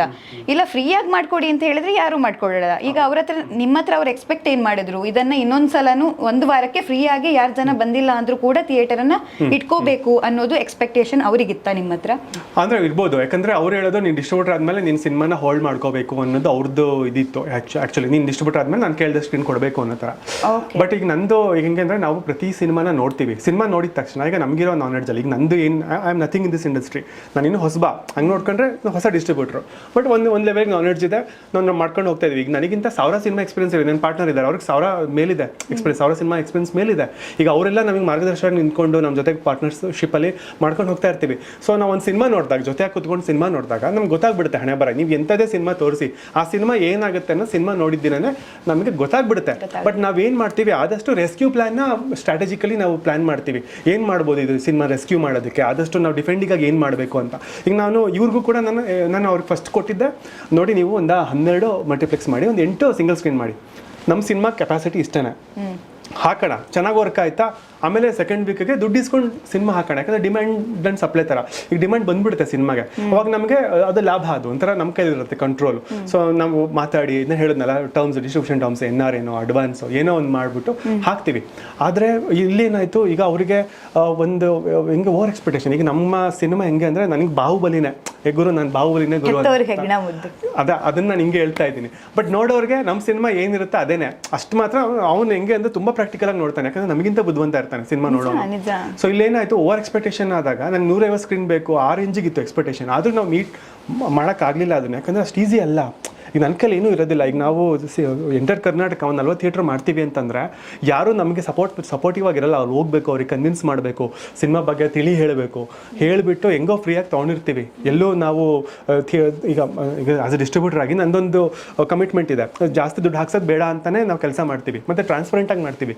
ಯಾವ ಹಣನೂ ನಾವು ಮುಡ್ದೆ ಡೈರೆಕ್ಟಾಗಿ ವೆಂಡರ್ಸ್ಗೆ ಕಳಿಸಿ ಆದಷ್ಟು ನೆಗೋಷಿಯೇಟ್ ಮಾಡಿ ಕಡಿಮೆ ಇದಕ್ಕೆ ಆಗೋ ಥರ ಕೆಲಸಗಳನ್ನ ಏನೋ ಒಂದು ಚಾನಲೈಸ್ ಮಾಡ್ಕೊಂಡಿರ್ತೀವಿ. ಈಗ ಥಿಯೇಟ್ರ್ಗಳು ಅಷ್ಟೇ, ಬಾಡಿಗೆ ಕೊಡ್ಸೋದು ಬೇಡ ಅನ್ನೋ ಪರ್ಸೆಂಟೇಜ್ಗೆ ಹಾಕೋಣ, ಏನು ಬರುತ್ತೆ ಸಿನಿಮಾ ಕಲೆಕ್ಷನ್ ನೋಡ್ಕೊಂಡು ಇದು ಮಾಡೋಣ ಅಂತ. ಸೊ ಆ ಟರ್ಮ್ಸಿಗೆ ಏನಾರು ಬಂದರೆ ಅವ್ರದ್ದು ಮಾತನ್ನು ಕನ್ಫರ್ಮ್ ಮಾಡಿಸಿರ್ತೀವಿ. ನಾವು ಪ್ರೆಷರೈಸ್ ಮಾಡೋಕ್ಕಾಗಲ್ಲ, ನೀವು ಹಾಕೊಳ್ಳಿ ಅಂತ. ಸೊ ಇವ್ರಿಗೆ ಅದು ಕಡಿಮೆ ಅಂತ ಅನಿಸಿದೆ ಸ್ಟಾರ್ಟಿಂಗಲ್ಲಿ. ನಾನು 150 ಸ್ಕ್ರೀನು ಇವ್ರಿಗೆ ಹೇಳಿದ್ದೆ, ನಾವೇನು ನೋಡೋಣ ಟ್ರೈ ಮಾಡ್ತೀವಿ ಅಂತ ಹೇಳಿರ್ತೀವಿ. ನಾವು ಅಗ್ರಿಮೆಂಟ್ ಬರೋಕ್ಕೆ, ಯಾಕಂದರೆ ಯಾವ ಬುದ್ಧಿವಂತನೂ ಕೂಡ ಬರ್ದು ಕೊಡೋಕೆ ಹೋಗಲ್ಲ, ಯಾವುದೋ ಆಗಲ್ವೋ ಅದನ್ನು, ಯಾವುದು ಅನ್ಪ್ರಿಡಿಕ್ಟಬಲ್ ಇರುತ್ತೋ ಅದನ್ನು. ಸೊ ನಾವು ಅವ್ರಿಗೆ ಹೇಳಿರ್ತೀವಿ, ಓಕಲ್ಲಿ ಹೇಳಿ ಡೆಫಿನೆಟ್ಲಿ ಟ್ರೈ ಮಾಡೋಣ, ನಾವು ನಿಮ್ಮ ಜೊತೆ ನಿಂತಿದ್ದೀವಿ ಅಂದಮೇಲೆ ನಿಮ್ಮ ಕಷ್ಟ ನಮ್ಮ ಕಷ್ಟ ಅಷ್ಟೇ, ನಿಮ್ಮ ಸುಖ ನಮ್ಗೆ ಸುಖ ಸಿಗುತ್ತಾ ಇಲ್ವೋ ಗೊತ್ತಿಲ್ಲ, ಬಟ್ ನಿಮ್ಮ ಕಷ್ಟ ನಮ್ಮ ಕಷ್ಟ ಅಂದ್ಕೊಂಡೆ ನಾವು ಮಾಡಿರ್ತೀವಿ. ಬಟ್ ಅಲ್ಲಿ ಏನಾಗುತ್ತೆ, ಈ ಸಿನಿಮಾ ಯಾವಾಗ ಸೋಲ್ತಾ ಬರುತ್ತೆ ಹತಾಶೆ ಜಾಸ್ತಿ ಆಗುತ್ತೆ. ಸೊ ನಿಮ್ಗೆ ಯಾರು ಎದುರಿಗೆ ಕಾಣೋನು, ಡಿಸ್ಟ್ರಿಬ್ಯೂಟರ್ ಒಬ್ಬನೇ ಇವನಿಂದನೇ ಹಿಂಗೆ ಆಗ್ತಿರೋದು, ಅದು ಬಂದುಬಿಡುತ್ತೆ. ಈಗ ಇವ್ರಿಗೂ ಹಂಗೆ ಆಯ್ತು, 50 ಥಿಯೇಟ್ರ್ ಕೊಡಿಸಿ ಯಾವಾಗ ಫಸ್ಟ್ ಡೇನೇ ನಿಮಗೆ 80% ಥಿಯೇಟರ್ಸ್ ಜನ ಬರಲ್ವೋ, ಸೊ ಅವರಿಗೆ ಅದು ನೆಲ ಕುಸಿದೋಗುತ್ತೆ, ಮತ್ತೆ ಪ್ರೆಷರೈಸ್ ಆಗ್ತಾರೆ. 2ನೇ ದಿನವೂ ಅದಾಗುತ್ತೆ. 3ನೇ ದಿನ ಅವರು ಫೋನ್ ಮಾಡಿ ಒಂದು ಪ್ರೆಷರ್ ಹಾಕ್ತಾರೆ, ಇಲ್ಲ ನನಗೆ ಇಮಿಡಿಯೇಟ್ ನನಗೆ ಒಂದು 5 ಮಲ್ಟಿಪ್ಲೆಕ್ಸ್ ಬೇಕು, ನನಗೆ ಇಮಿಡಿಯೇಟ್ ಇಂಥ ಸೆಂಟ್ರಲ್ ನನಗೆ ಈವ್ನಿಂಗ್ ಟೈಮ್ ಬೇಕು. ಇದು 3 ದಿನ ಹೋಗಿದೆ ಈ ಸಿನಿಮಾನು. 2 ದಿನ ಆಗಿತ್ತು. ತುಂಬ ಎಲ್ಲ ಕಡೆ ಯಾವಾಗ ಶೂನ್ಯ ಸಂಪಾದನೆ ಆಯಿತು. ಸೊ ಅವರಿಗೆ ಎಲ್ಲ ಪ್ಯಾನಿಕ್ ಆದರು ಅವರು, ಮತ್ತೆ ಪ್ರೆಷರ್ ಆಗೋ ಸ್ಟಾರ್ಟ್ ಮಾಡಿದ್ರು. ನಾವು ಇರೋ ವಿಷಯ ಹೇಳಿದ್ವಿ, ನೋಡಿ ಸಿನಿಮಾಗೆ ರಿಪೋರ್ಟ್ ಇಲ್ಲ, ಯಾಕಂದರೆ ನೋಡಿ ಟೈಮ್ಸ್ ಆಫ್ ಇಂಡಿಯಾ ಥರದ್ದು ಒಂದು ಪತ್ರಿಕೆ ಬರೀ 2 ಕೊಡುತ್ತೆ ಸ್ಟಾರ್ ನಿಮಗೆ. ಸೊ ಅಂದರೆ ಅದು ತೀರಾ ಕಡಿಮೆ. ಅದು ನಾವು ಅದನ್ನು ಇಟ್ಕೊಂಡು ನಾವು ಎಲ್ಲೂ ಹೋಗೋಕ್ಕಾಗಲ್ಲ, ಯಾಕಂದರೆ ಅದು ಎಂಟರ್ ವರ್ಲ್ಡ್ಗೆ ಹೋಗುತ್ತೆ, ನಿಮಗೆ ವೆಬ್ಸೈಟಲ್ಲೇ ಬಂದುಬಿಡುತ್ತೆ. ಸೊ ನೀವು ಎಲ್ಲೇ ಪಿಚ್ ಮಾಡಿದ್ರೆ ಫಸ್ಟ್ ನೋಡ್ತಾನೆ, ಗೂಗಲಲ್ಲಿ ನೋಡ್ತಾನೆ. ಈಗ ನಾನು ಥಿಯೇಟ್ರಿಗೋ ಮಲ್ಟಿಪ್ಲೆಕ್ಸ್ ಅವ್ರಿಗೋ ಹೇಳಿದ್ರೆ ಇದಕ್ಕೆ ಕೊಡಿ ಅಂತಂದ್ರೆ ಅವ್ನು ಫಸ್ಟ್ ನೋಡಿದ್ರೆ ಟೈಮ್ಸ್ ಆಫ್ ಇಂಡಿಯಾ ರೇಟಿಂಗ್ಸು ನಿಮ್ಗೆ ಅಷ್ಟೇ. ಆಮೇಲೆ ವಸ್ತುನಿಷ್ಠವಾಗಿ ಬರ್ದಿರ್ತಾರೆ, ಅವ್ರು ಏನಿರುತ್ತೋ ಅದನ್ನು ನೀವು ಒಪ್ಕೋಬೇಕು. ನೋಡಿ ಅದು ಬರೋ ತನಕ ನಾವು ಪಾಸಿಟಿವಲ್ಲೇ ಇರ್ತೀವಿ, ಸಿನಿಮಾ ಚೆನ್ನಾಗಿದೆ ಸೂಪರ್ ಹೇಳೋಕ್ಕಾಗಲ್ಲ, ಯಾಕಂದ್ರೆ ನನ್ನ ಜಡ್ಜ್ಮೆಂಟ್ ತಪ್ಪಾಗಿರ್ಬೋದು, ಬಟ್ ನಾವು ಪಾಸಿಟಿವ್ ಆಗಿ ಥಿಂಕ್ ಮಾಡ್ತೀವಿ.